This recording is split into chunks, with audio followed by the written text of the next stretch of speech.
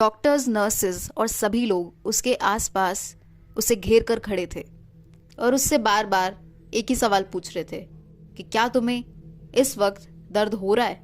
महेश्वरी, जो बिल्कुल भी बोल नहीं पा रही थी, उसने मुश्किल से वर्ड्स कलेक्ट किए और जवाब दिया, नहीं, मुझे दर्द नहीं हो रहा। इनफैक्ट मुझे कुछ फील ही नहीं हो रहा। ऐसा उसने उन लोगों को जवाब दिया। महेश्वरी को आइडिया ही नहीं था कि वो हॉस्पिटल में क्यों थी। उसे किसी ने भी काफी दिनों तक कोई भी एक्सप्लेनेशन नहीं दी थी।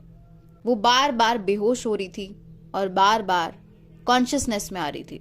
आगे जाके एक नर्स ने महेश्वरी को बताया कि आज से ठीक 4 दिन पहले तुमने आत्महत्या करने की कोशिश की थी। तुमने अपने ऊपर केरोसिन डालकर आग लगा ली थी। तुम्हारा पूरा शरीर झुलसा हुआ है। क्या तुम्हें याद है तुमने ऐसा क्यों किया था? उसने कहा, हाँ, मुझे याद है। साल 2007 में महेश्वरी 18 साल की थी। उसके फादर एक फिश मार्केट में काम किया करते थे। वो लोग पौंडीचेरी में एक रूम के घर में रहा करते थे। उसकी मदर एक हाउसमेट थी और उसके फादर की फिश मार्केट में हेल्प किया करती थी। वो लोग गरीब थे, लेकिन वो जैसे तैसे अपने बच्चों को पढ़ाई के लिए स्कूल भेजा करते थे। महेश्वरी काफी ज्यादा शांत स्वभाव की लड़की थी। वो हमेशा लोगों से पोलाइटली बात किया करती थी। वो बहुत सुंदर थी और उसके लंबे बाल थे। साल 2007 में ही महेश्वरी को उसके क्लासमेट से प्यार हो गया और उसके क्लासमेट को भी महेश्वरी से प्यार हो गया, यानी कि वो लोग रिलेशनशिप में आ गए। जिसके बाद महेश्वरी के पड़ोसियों ने महेश्वरी के पेरेंट्स को ये शिकायत की कि उन्होंने महेश्वरी को एक लड़के के साथ साइकिल पे घूमते हुए और बातें करते हुए देखा है। जिसके बाद महेश्वरी के पेरेंट्स बहुत ही ज्यादा गुस्सा हो गए। उसके पेरेंट्स ने उसके उस रिलेशनशिप को अप्रूव नहीं किया। उन्हें इस बात पे गुस्सा आ रहा था कि महेश्वरी ने अपने हिसाब से अपने लिए लड़का चुना तो चुना कैसे। अब वो महेश्वरी की जल्दी से जल्दी शादी करा देना चाहते थे, उस लड़के से नहीं बल्कि अपनी चॉइस के एक लड़के से।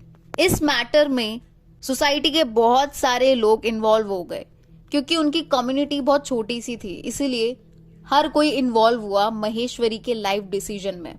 ऑब्वियसली वो लोग महेश्वरी के इस डिसीजन के खिलाफ थे। महेश्वरी की उसके पेरेंट्स के साथ बहुत ज्यादा लड़ाइयां हुई, बहुत रोना धोना हुआ, बहुत झगड़े हुए। जिसके बाद थक हार कर महेश्वरी गार्डन के लिए निकल गई। वो 2007 के अगस्त का सबसे ज्यादा गर्म दिन था।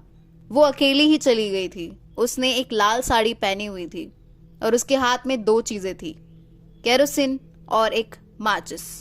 गार्डन में पहुंचने के बाद महेश्वरी ने अपने ऊपर केरोसिन डाला और आग लगा ली। महेश्वरी को गायब देखकर उसका भाई वेलन उसके पीछे पीछे गार्डन जा पहुंचा। वहां जाकर जो उसने सीन देखा, उसके होश उड़ गए। उसने देखा उसकी बहन ने खुद को आग लगा ली है। महेश्वरी की अपर बॉडी पूरी आग से झुलसी हुई थी। वो चीखती चिल्लाती दर्द में इधर से उधर भाग रही थी। वेलन उसको देख के बहुत ही ज्यादा शॉक में चला गया, लेकिन उसने बिल्कुल भी देरी ना करते हुए गार्डन में पड़ी मिट्टी उठाई और उससे महेश्वरी को लगी हुई आग को बुझाने लगा। उसने मिट्टी को महेश्वरी की बॉडी पर तब तक रगड़ा जब तक आग पूरी तरीके से बुझ नहीं गई, लेकिन उसकी साड़ी में अभी भी आग लगी हुई थी। वेलन ने उसकी साड़ी को खींचने की कोशिश की, लेकिन उसके साथ साथ महेश्वरी की स्किन निकलकर बाहर आ गई। वो बहुत ही ज्यादा दर्द में थी। वो चीख रही थी और चिल्ला रही थी। वेलन से ये सब देखा नहीं जा रहा था। उसकी बहन को इतना दर्द में तड़पता देखकर वेलन ने बिल्कुल भी देरी नहीं की और उसको हॉस्पिटल ले गया। इतने दर्द को सहने के बाद ऑब्वियसली महेश्वरी बेहोश हो गई थी, लेकिन जब वो हॉस्पिटल में पहुंची और उसको होश आया तब उसको बिल्कुल भी पेन फील नहीं हो रहा था। उसे 3rd डिग्री बर्न्स आए थे और ज्यादातर क्या होता है, 3rd डिग्री बर्न्स वाले विक्टिम्स को पेन फील नहीं होता जलने के बाद। ऐसा इसलिए होता है क्योंकि आग की लपटें उनके पेन रिसेप्टर्स को डिस्ट्रॉय कर देती हैं, पूरी तरीके से खत्म कर देती है। महेश्वरी को 6 दिन तक बिल्कुल भी पेन फील नहीं हुआ, लेकिन 7वें दिन उसको इतना ज्यादा पेन फील हुआ कि उसने ये कहा कि मुझे ऐसा लग रहा है कि मुझे दोबारा से किसी ने आग लगा दी हो। साल 2012 से लेकर साल 2013 तक 1,35,799 लोगों ने सुसाइड कमिट किया था। महाराष्ट्र तो टॉप पे था और तमिलनाडु 2nd नंबर पे। 2013 में 16,000 से ज्यादा लोगों ने सुसाइड कमिट किया था तमिलनाडु में, और जिसमें से 2,000 से ज्यादा लोगों ने खुद को आग लगाकर मारा था, जो कि सबसे ज्यादा पेनफुल डेथ मानी जाती है। काफी लोग बोलते हैं कि सुसाइड कायर लोग करते हैं, लेकिन आप खुद सोचो, कोई इंसान खुद को दुनिया की सबसे ज्यादा पेनफुल डेथ क्यों देगा? लोग एक्चुअल में डिप्रेशन में होते हैं। एक इंसान पे इतना प्रेशर ये सोसाइटी बनाती है। कितने ही लोग फांसी लगाकर अपने आप को मार लेते हैं, काफी लोग नदी में कूद जाते हैं, और काफी लोग तो ट्रेन के आगे आ जाते हैं। इतने ब्रूटल तरीके से कोई खुद को मजे के लिए और अटेंशन के लिए तो मारेगा नहीं। यानी कि डिप्रेशन एक रियल चीज है।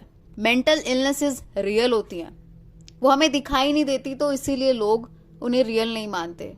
और शीफू मास्टर जैसे गधे लोग हमारी कंट्री में, जहां पे ऑलरेडी मेंटल इलनेस एक टैबू है, वहां पे ऐसी बातें बोलकर जो लोग डिप्रेशन में हैं उनका मजाक उड़ाते हैं। हम सबको रिसर्च करनी चाहिए, ऐसे किसी भी इंसान की बातों में नहीं आना चाहिए। वो कोई साइकोलॉजिस्ट नहीं है, ना ही साइकाइट्रिस्ट है जिसकी बातों में लोग आ रहे हैं। इसे कोई भी नॉलेज नहीं है इस टॉपिक के बारे में।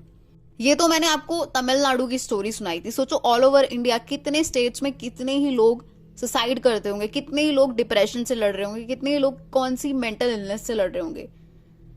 ऐसे लोगों के हिसाब से मेंटल इलनेसेस होती ही नहीं है, तो अगर होती नहीं है तो लोग स्ट्रगल किस चीज से कर रहे हैं?